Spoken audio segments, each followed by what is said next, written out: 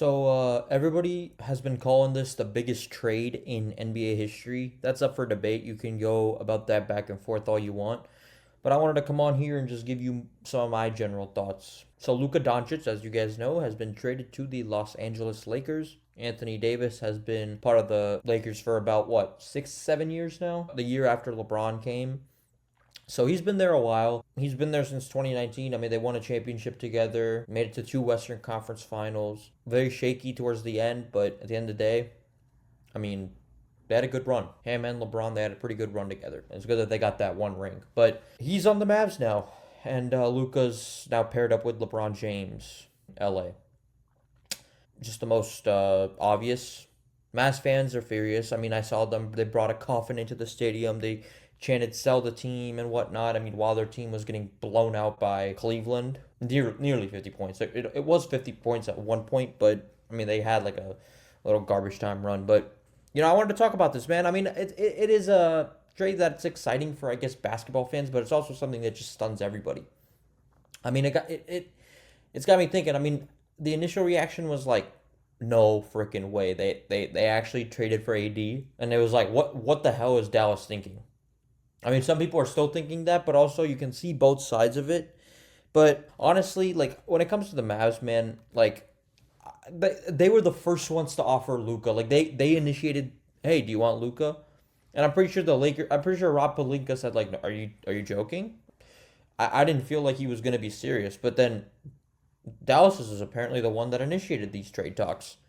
I mean, it was said, and I feel so bad for Luka, and I think this is just kind of low for the Dallas Mavericks. I mean, he was never told, first of all, that he was gonna even in a possibility of getting traded, and Luka's conditioning was an issue. I mean, imagine like you don't find out like why you got traded and whatnot, and then you come to find out it's because of your weight. Like that I feel sick for Luka, to be honest, and I feel sick for Mavs fans as well. They didn't want to commit a 345 million supermax, so they pretty much robbed him of 100 million bucks.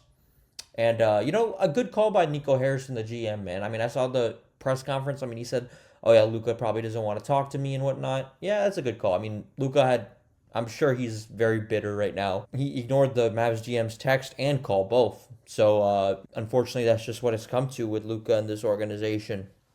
I mean, I saw that he thanked the fans and everything and said, like, yeah, I'm excited for the opportunity. But I knew deep within, no matter how long he was injured, no matter how long he sat out, he really wanted to bring that team, that franchise, that city, a championship, and that just didn't happen. They made it last year, but they fell short to the Boston Celtics.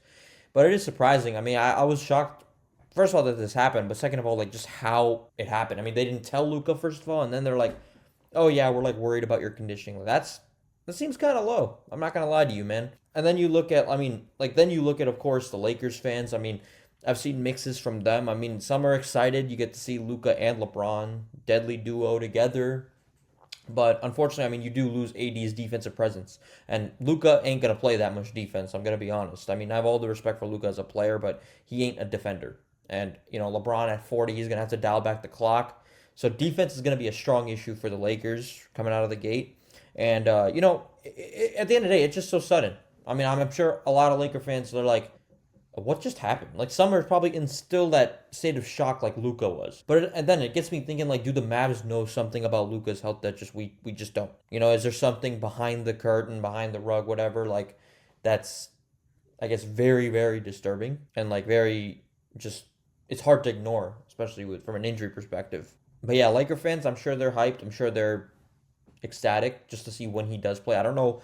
I mean, I've seen rumors that Luka tore his Achilles and whatnot. Like, I don't know how true that is, but all I know is the two teams, they play each other February 25th, so that should be some must-see TV. And, I think both teams are going to be pretty good, but I don't know, man. It's a tough one. A lot of people are saying Dallas wins. I don't exactly agree with that just because Luka's an all-time great generational talent. But, I definitely see where they're coming from because at the end of the day, they got a first round pick, they got AD, they got Max Christie and whatnot. But yeah, I mean, we'll see how that goes for them. But I'm still kind of in a shade of shock, man. I mean, I did not expect this. It tells me like, and I'm hoping that this doesn't happen to the Cavs, but like it tells me that if Luka gets traded, then anybody can. Like everybody had that same reaction. Like I think KD had that reaction on the bench. I think everybody had that reaction. I mean, yeah, it's just like, what the hell just happened? But I mean, the post-Luka era off to a good start, and I mean that for us. I mean, They lost by 43 points to us. We broke a franchise record for most points in Cavs history. And they just looked completely lost. Yes, I know Luka was out for the year. Yes, I know Kyrie was out. But the morale of the team just went south. And you can expect that, coming off it just looked so dead. I think that's the best way I could say it. It just looked so dead. And like the Cavs, they knew they wanted to come out swinging right from the gate. Scored 50 in the first half, 91 in they broke so many franchise records today, and it just feels kind of fitting. It's like, Luka, hey, this is for you, buddy. Throw it right in their face. That was a statement right there. I mean, at the end of the day, Lakers, they got a generational talent when he's healthy, of course. I mean, Luka's one of a kind. There's nothing really I can say about him other than, like, just stay healthy, King. I mean, he's a very, very good. People forget how good he is just because of the injury. I mean, last year, if you watched the playoffs, I think you'd understand how good this guy is. But the Mavs, they bet on AD's 31-year-old self, his defense, his health, just like his overall presence, because they feel like defense wins championships. And yeah, I know that they had so many injuries today against the Cavs, but I am going to say, hey, does defense really win championships? Like, what type of defense do you have? Because you saw that game, they played like literally no defense.